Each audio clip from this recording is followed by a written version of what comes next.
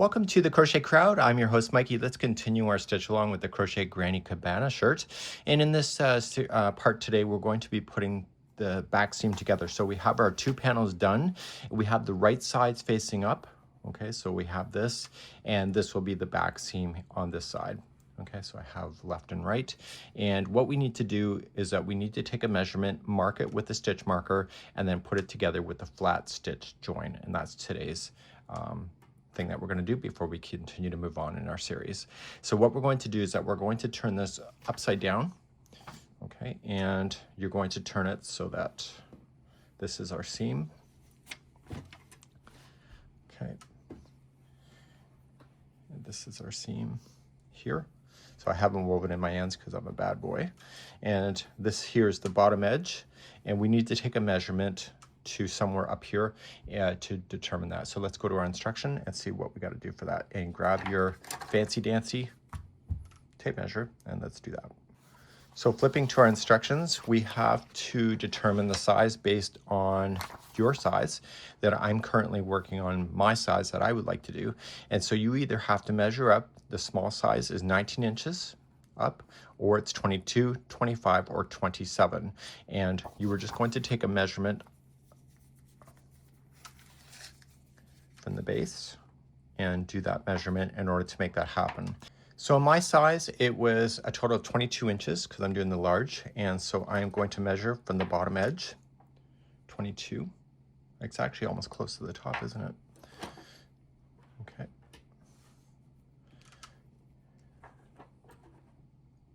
It's not quite there, but it's pretty close.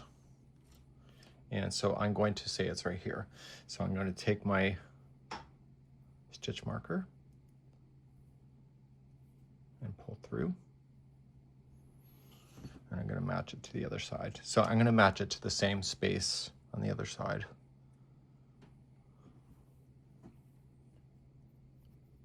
And what I'm going to do just for my own purposes, I'm going to tie it into a bow tie, and this will hold it together.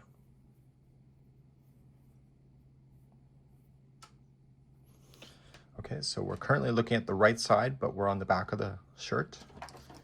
And we're going to start at the very base, and we're going to do the connecting flat stitch join next. So we're going to start right here and grab your yarn and hook, and let's begin. So a flat stitch join can only be done if the yarn is on the back of the project. So you can't do it with the yarn coming from the front side. So what you need to do is come in to the inside of your top and bring that yarn through. Because when you get there, if the yarn's not on the back, it's going to be a problem. So make sure it's coming through the back section here and to your hands.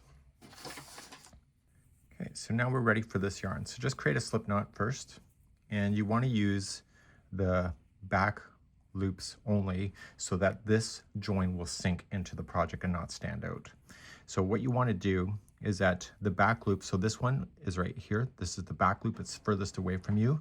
And this one here, it's here because it's furthest away. So that's the front loop and the back loop. This will cause it to sink. Now I should leave a disclaimer here. If you want a different kind of join, then go for it. Just know that this is a strong join and that it doesn't provide a lot of flexibility. So if the project starts to droop because you did a different kind of join, it might be the join itself. So keep this handy, and you want to use the back loop in the chain work itself.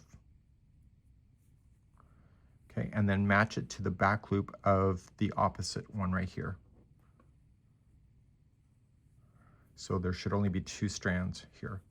And now put this on. And all this is that you're just going to slip stitch and just pull it through. Let the straggler fall out of your way so that you don't have to worry about it.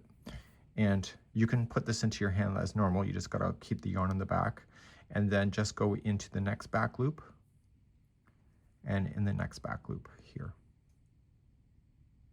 Always go in the same order. So don't be jumping around and picking one versus the other. Okay, so just if you're going to choose this one first and then this one, that's up to you. So back loop and match it to the back loop of the next.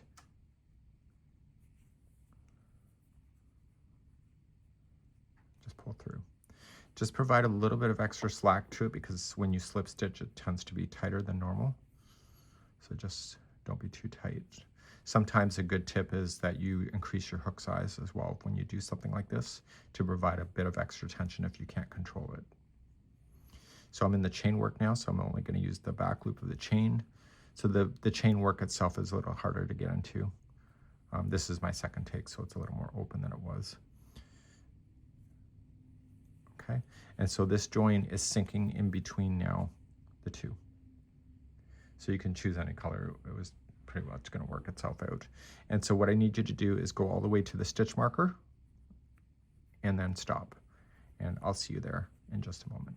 Another little tip that I will have for you is that the one is easier to get into, but because this is upside down, you know, you have a hook for a reason. So I tend to hook onto it to the back loop and then bring it with me.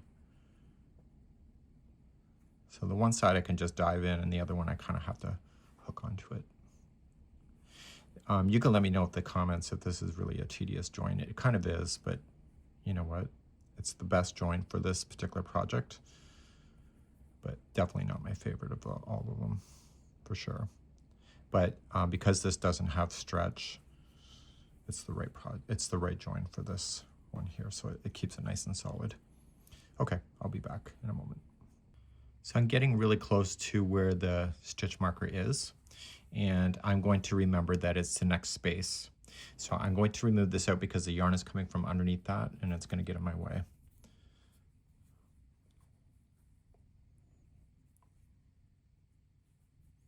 So remove out your stitch marker once you're confident, and then you can safely go and finish the rest of the stitches.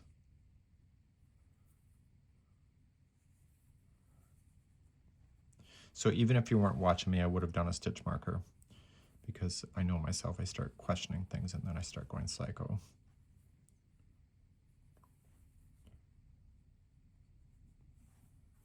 Okay, and that space is the last one into the space. So I'm going to be a rebel.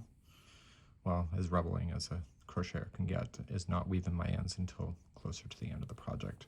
But this is the last one, and so I am just going to grab some scissors and I'm just going to trim enough yarn that I can use to weave in the ends later and just pull it through the loop to lock it.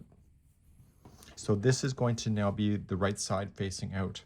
Okay, so if you're looking at the other side, this will be the inside of your top. See the difference? Okay, and that's it for now, and I'll see you in the next tutorial as we continue along in our journey.